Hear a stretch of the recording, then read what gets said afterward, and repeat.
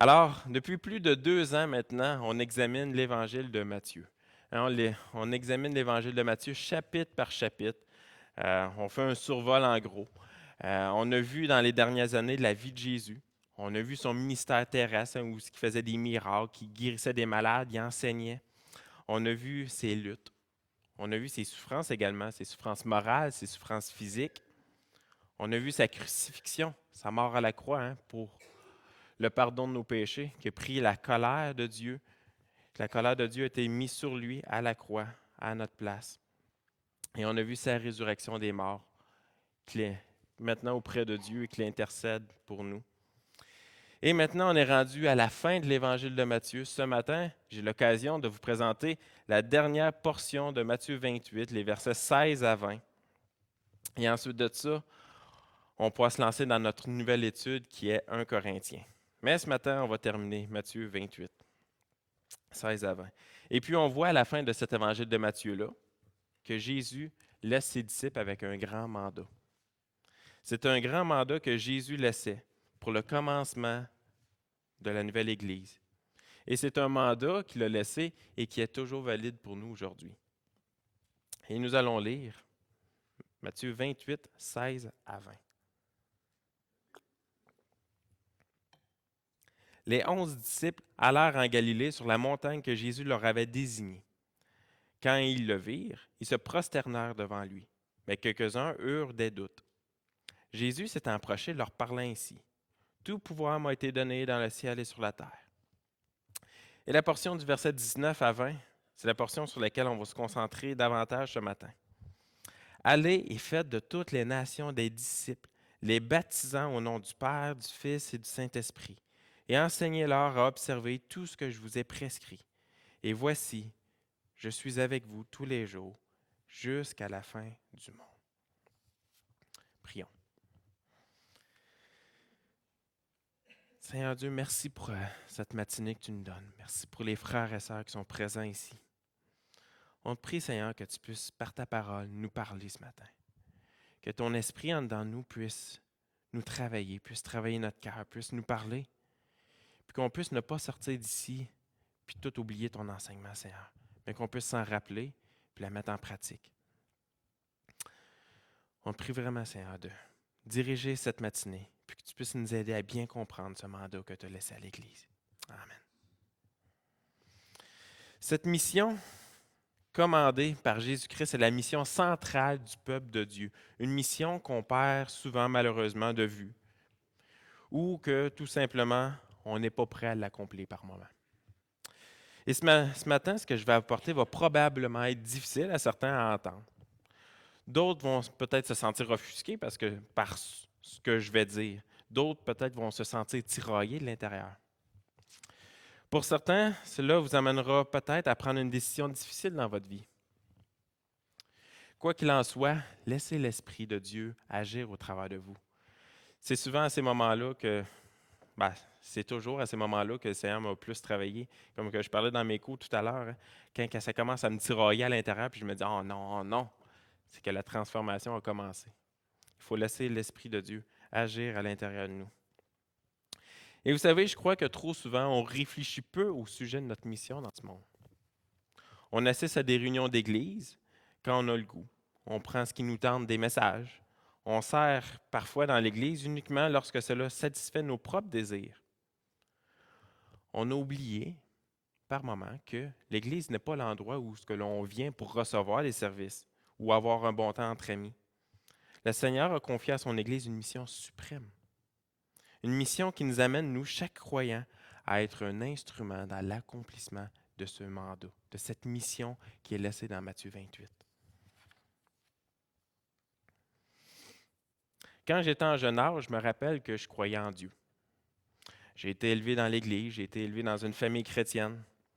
Mais est-ce que je comprenais réellement l'ampleur ou le sérieux d'une vie donnée à Jésus-Christ? Je ne pense pas que je le réalisais complètement. Qu'est-ce que ça l'impliquait? Qu'est-ce que ça voulait dire? C'est en 2004 que j'ai réalisé que Dieu m'invitait à lui donner mon cœur, ma vie, et que peu importe les arguments, peu importe les raisonnements que j'avais, il n'y avait qu'une seule bonne décision à prendre. Les autres réponses n'étaient que des défaites. C'est donc à ce moment-là, en 2004, que je suis devenu un chrétien, un enfant de Dieu, que j'ai réellement donné ma vie à Jésus-Christ. J'étais passé des ténèbres du péché à la lumière de la grâce de Dieu. Et c'est aussi à ce moment précis-là que le mandat d'aller et faire des disciples s'adressait à moi. C'est à ce moment précis-là dans l'histoire que Dieu m'appelait à le servir et à remplir cette mission-là, qui est d'aller de faire des disciples. Et comme moi, probablement plusieurs d'entre vous avaient tardé à réellement répondre à cette invitation-là. Peut-être même aujourd'hui, vous croyez en Dieu, mais n'avez pas pleinement compris ce que cela impliquait, comme moi quand j'étais jeune, ou ne comprenez tout simplement pas ce que Dieu attend de vous. Paul, un des plus grands missionnaires que la Bible nous parle, a éprouvé des doutes quant à sa capacité à répondre à l'appel de Dieu. Dans Acte 22, on voit que la foule, si on lit Acte 22, on voit que la foule se saisit de Paul. Ils voulaient le abattre, ils voulaient le tuer. Puis là, les soldats ils viennent chercher Paul, ils le prennent à part, puis ils permettent à Paul de faire un discours au peuple. Et Paul leur fait son témoignage. Il leur décrit comment que lui, Paul, haïssait les chrétiens, comment il les a persécutés, il les a fait emprisonner, il les a battus. Au verset 6 à 10 de Acte 22, il raconte pourquoi il a changé, pourquoi son cœur a changé. Il raconte comment il a été aveuglé sur le chemin de Damas, c'est qu'une voix de Jésus lui cria « Saul, Saul, pourquoi me persécutes-tu » Et c'est à ce moment-là qu'il a reçu le premier appel de Dieu, qui lui disait « Lève-toi et va à Damas ». Et qu'est-ce que Paul a fait? Il exécuta ce qu'il devait faire et est allé à Damas. Puis un peu plus loin, on voit que Paul, dans Acte 22 toujours, reconnaît sa faiblesse. Il reconnaît tout le tort qu'il a fait envers les chrétiens. Se croit-il à la hauteur de l'appel de Dieu? Je ne pense pas. Mais le verset 21, juste avant, nous démontre que Dieu contrôle toutes choses et que les faiblesses de Paul, Dieu allait les prendre pour en faire des forces. Son appel est clair maintenant. Jésus lui dit, « Va, je t'enverrai au loin vers les nations. » Et c'était l'appel de Paul à devenir un missionnaire, à devenir un enseignant, à devenir un coach de vie, à devenir un évangéliste, un vrai disciple de Jésus-Christ. Un disciple prêt à répondre à l'appel parce qu'il savait qu'il n'y avait qu'une seule bonne réponse lorsque Dieu appelait. On ne peut pas décider d'accepter Jésus comme sauveur de notre âme et ne pas l'accepter comme Seigneur. Hein, il y a une doctrine qui circulait il y a quelques années qui disait qu'il suffisait d'accepter le Seigneur comme sauveur et que c'était facultatif de l'accepter comme Seigneur, comme celui qui dirige notre vie, comme celui qui a contrôle sur notre vie et qu'on doit servir coûte que coûte. C'était facultatif.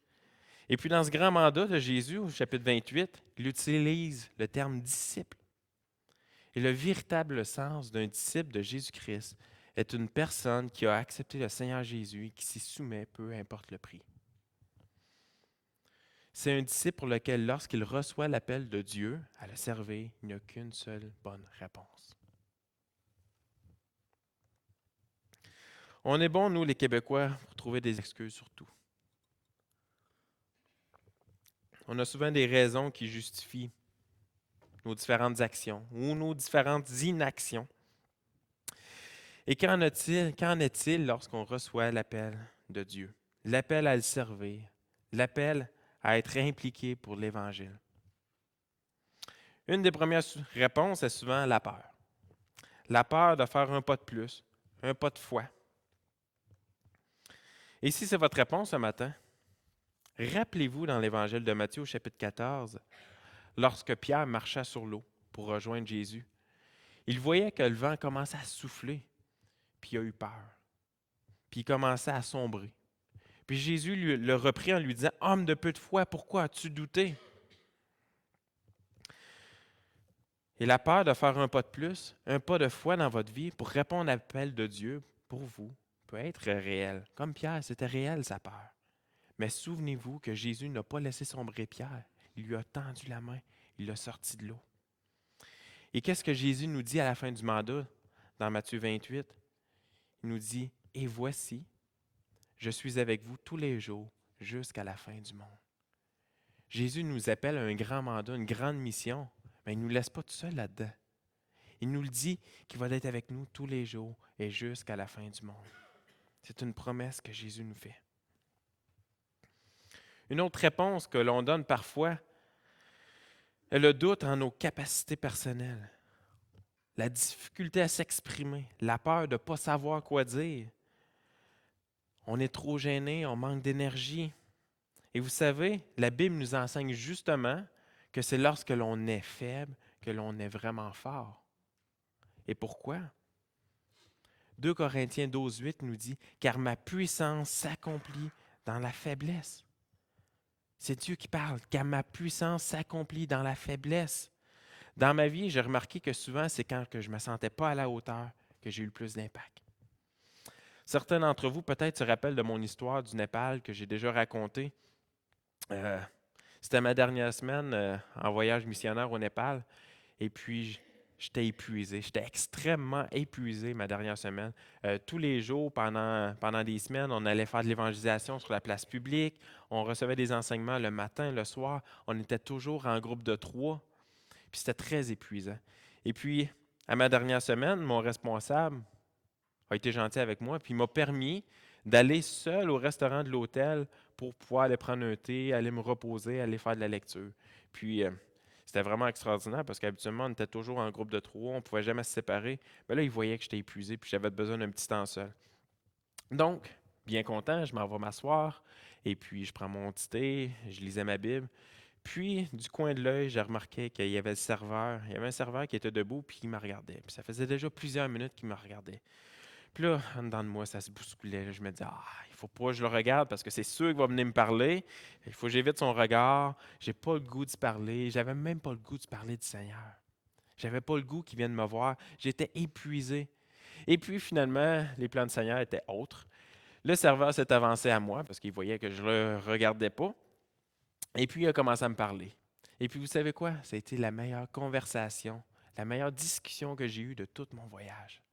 Il s'est assis avec moi puis il m'a raconté comment il vivait sa vie, comment que, à chaque jour, il devait marcher des kilomètres pour venir travailler à l'hôtel, comment que c'était difficile de pourvoir à sa famille. Et il m'a raconté également comment il vivait sa religion là-bas. Et puis, j'ai pu y partager ma foi, y partager qu'est-ce qu'on faisait, l'évangélisation. J'ai pu réellement y parler du Seigneur. Et puis finalement, à la fin de la discussion, il n'a pas donné sa vie au Seigneur. Mais quand même, j'ai pu y partager ma foi. Et puis, c'est au bout de cette semaine-là, c'était ma dernière semaine, qu'un de mes amis avec qui j'étais là-bas est venu me voir et me dit « Hey, tu sais-tu quoi? C'était la dernière journée où on partait. Le serveur qui t'a parlé du Seigneur, il est venu me demander une Bible. » Fait que c'était vraiment réjouissant de savoir ça parce que j'étais épuisé, j'étais fatigué. Mais la puissance du Seigneur était là pareil. Le Seigneur a parlé au travers de moi, malgré que je ne me sentais pas à la hauteur. Car ma puissance s'accomplit dans la faiblesse. Cette parole était vraie pour moi et elle est vraie pour vous ce matin également. Même quand on ne se sent pas à la hauteur, c'est l'Esprit de Dieu qui agit au travers de nous, afin que Dieu puisse recevoir cette gloire et non nous-mêmes.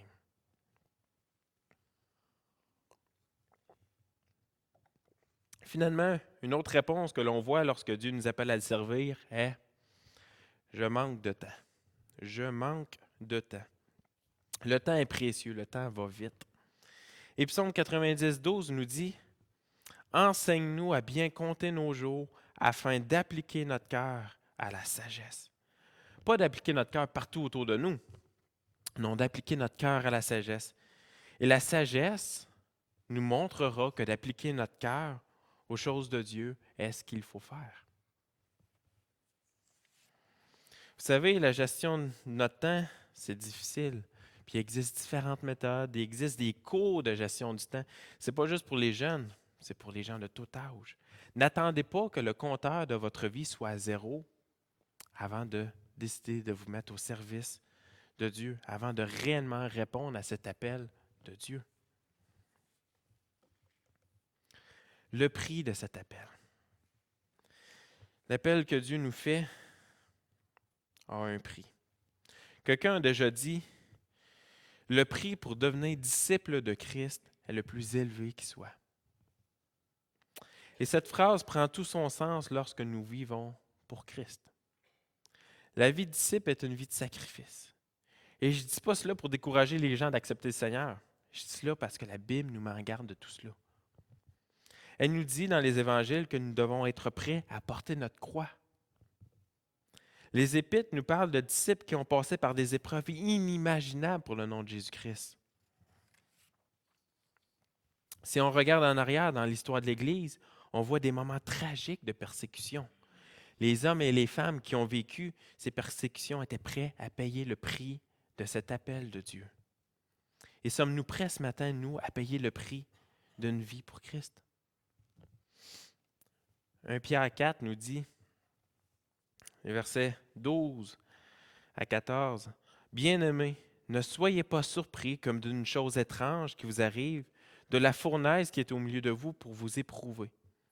Réjouissez-vous au contraire de la part que vous avez aux souffrances de Christ, afin que vous soyez aussi dans la joie et dans l'allégresse lorsque sa gloire apparaîtra. Si vous êtes outragés pour le nom de Christ, vous êtes heureux parce que l'Esprit de gloire, l'Esprit de Dieu repose sur vous. » Et le verset 16. « Mais si quelqu'un souffre comme chrétien, qu'il n'en ait point honte, et que plutôt il glorifie Dieu à cause de ce nom. » Et verset 19. « Ainsi que ceux qui souffrent selon la volonté de Dieu remettent leurs âmes au fidèle Créateur en faisant ce qui est bien. » Vous savez, on vit des épreuves dans nos vies, on vit des épreuves de toutes sortes, des souffrances. Pour ce qui est des persécutions, je crois que présentement au Canada, on vit un temps de paix, mais ce n'est pas la norme. Ce n'est pas comme cela partout dans le monde. Encore aujourd'hui, des chrétiens partout se font battre, ils se font tuer sur la place publique pour le nom de Jésus-Christ. Et j'ai fait une recherche et plus de 150 millions de chrétiens sont persécutés dans le monde. Et ça, en 2015. Je ne parle pas des années 1800, 1700. Je parle en 2015, il y a encore plus de 150 millions de chrétiens dans le monde qui subissent des persécutions pour le nom de Jésus-Christ. Plus de 25% des pays du monde, on retrouve la persécution des chrétiens. La Corée du Nord, les chrétiens sont considérés comme des ennemis de l'État. Chacun surveille son voisin. Si tu es découvert avec une Bible ou simplement en train de prier seul chez vous, c'est la mort pour toi, mais pas juste pour toi, pour toute ta famille également. En Somalie, c'est la même histoire. En Irak, la Syrie, l'Afghanistan, l'Iran, le Niger, où notre frère Gilles est parti, c'est la même histoire. Vous savez ce qui est le plus surprenant? C'est que malgré la persécution, le nombre de chrétiens demeure semblable ou même il augmente à certains endroits. Malgré la persécution, malgré ce prix élevé qu'ils doivent payer. En Corée, il y a plus de 300 000 chrétiens clandestins et ça l'augmente. En Irak, encore plus de 300 000. En Syrie, plus de 1,1 million. Au Nigeria, plus de 89 millions de chrétiens. Et c'est des pays où ils subissent la persécution. Pour les chrétiens de ces pays-là, la signification de porter sa croix lorsqu'on répond à l'appel de Dieu signifie beaucoup pour eux. Le serveur que je parlais tantôt dans mon histoire au Népal, il me racontait que pour lui, le prix, s'il voulait devenir un chrétien, s'il voulait devenir un enfant de Dieu, le prix à payer pour lui, c'était le reniement de toute sa famille. Toute sa famille allait le renier. Et c'est pour ça que c'est encore plus surprenant qu'il ait demandé une Bible à la fin de mon voyage, parce que le prix était très élevé pour lui. Un des pères de l'Église, Tertullien, a dit au 2e siècle, « Mais ne servent à rien vos cruautés les plus raffinées. Nous devenons plus nombreux chaque fois que vous nous moissonnez. Le sang des chrétiens est une semence. » Le sang des chrétiens est une semence. Malgré toutes les persécutions qu'il y avait au 2e siècle, le sang des chrétiens est une semence. Il se répandait de plus en plus. Au Québec, qu'est-ce qui nous empêche de répondre à l'appel de servir Dieu? Sommes-nous prêts ce matin, nous, frères et sœurs de l'Église évangélique baptiste de Shawinigan-Sud, à répondre à cet appel, à d'être des vrais disciples de Jésus-Christ, à vivre notre vie pour l'Évangile? Sommes-nous prêts à payer le prix? Peut-être le Seigneur ne nous appelle pas à vivre des persécutions physiques, mais il nous appelle certainement à faire un pas de plus et de le servir, de répondre à cet appel qu'il nous lance, de vivre notre vie sur terre pour lui. Le Seigneur construit sa grande Église, et ce avec tous les chrétiens du monde. Allons-nous rester assis et regarder les autres répondre à l'appel, ou nous allons y répondre nous aussi?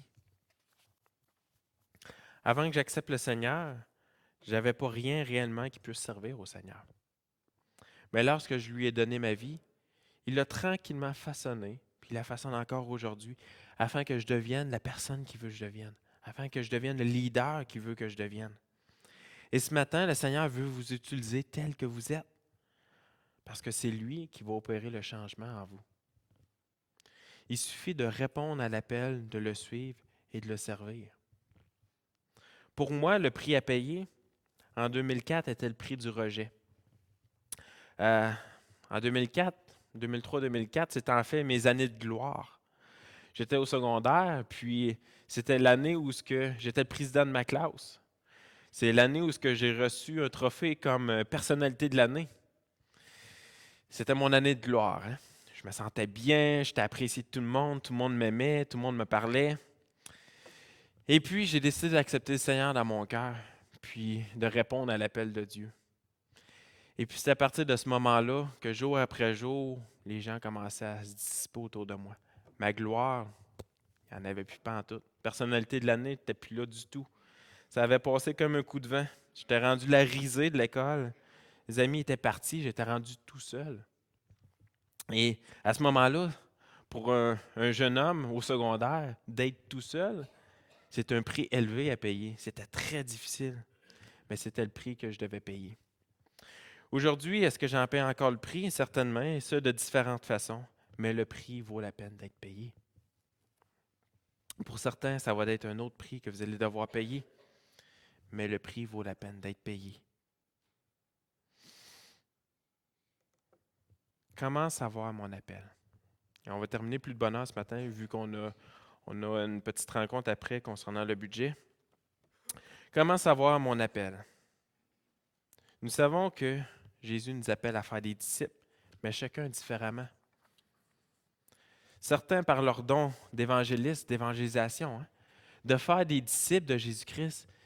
Le mandat que Jésus nous laisse, va et va faire des disciples, ne veut pas nécessairement dire qu'on doit être tous des évangélistes, qu'on a la parole facile, qu'on doit, chaque personne qu'on croise sur la rue, on doit leur parler de Seigneur. On n'a pas tout ce don-là. Certains ont ce don-là. Mais vous savez, d'autres ont le don de service, d'autres ont le don au niveau du ministère technique, d'autres ont un don au niveau de l'accueil. On a différents dons, différents talents que le Seigneur nous donne. Et ces dons-là doivent être servis pour cette grande mission, pour ce grand mandat de faire des disciples de Jésus-Christ. Tout doit pointer vers cela. Nous sommes des instruments dans les mains de Dieu, ayant tous le même but, faire des disciples de Jésus-Christ. Il nous suffit d'être attentif à l'appel de Dieu et d'y répondre. Et puis, on ne doit pas attendre un appel mystique de la part de Dieu. On ne doit pas attendre que l'appel que Dieu a pour nous soit révélé par un songe. Oui, le Seigneur pourrait le faire, mais je ne crois pas que le Seigneur se révèle toujours de cette façon-là. Je crois que le Seigneur se révèle davantage à nous lorsque nous sommes déjà en action. Et pour ma part, ça a été comme cela. J'ai servi dans différents ministères pendant des années pour finalement me rendre compte que Dieu m'appelait au pastorat ici à Shawinigan-Sud. Présentement en formation, mais je crois que le Seigneur m'appelle réellement au pastorat. J'ai ce désir-là dans mon cœur. Et pourquoi j'ai eu cet appel-là? Parce que j'étais déjà en action, parce que j'avais répondu à l'appel de Dieu.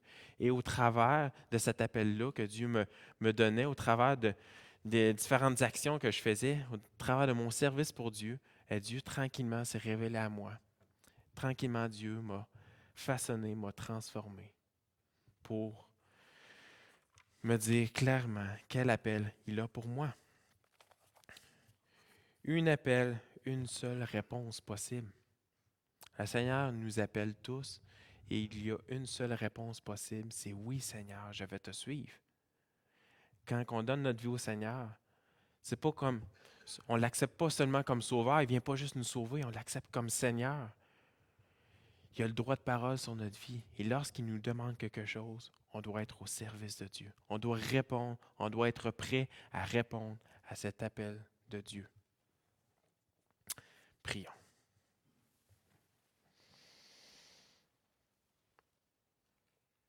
Seigneur Dieu, merci pour ton évangile. Merci d'être venu nous sauver. Mais aide-nous, Seigneur, à se rappeler que tu n'es pas seulement qu'un sauveur, mais tu es Seigneur également. Et on doit être prêt à te suivre, Seigneur, peu importe le prix. Viens travailler notre cœur ce matin. Transforme-nous. Aide-nous, Seigneur, à être prêts à répondre à l'appel que tu as pour nous et à persévérer dans cette voie-là. Et souvent, on se décourage en cours de route parce qu'il y a des difficultés, il y a des embûches qui vont se pointer. Mais Seigneur, aide-nous à persévérer jusqu'à la fin. Seigneur, fais de nous des disciples engagés pour toi, des disciples qui t'aiment et qui sont prêts à payer le prix. Merci pour cette matinée, merci pour ta parole, Seigneur, et qu'elle puisse continuer de résonner en nous, dans notre cœur, durant la semaine. Amen.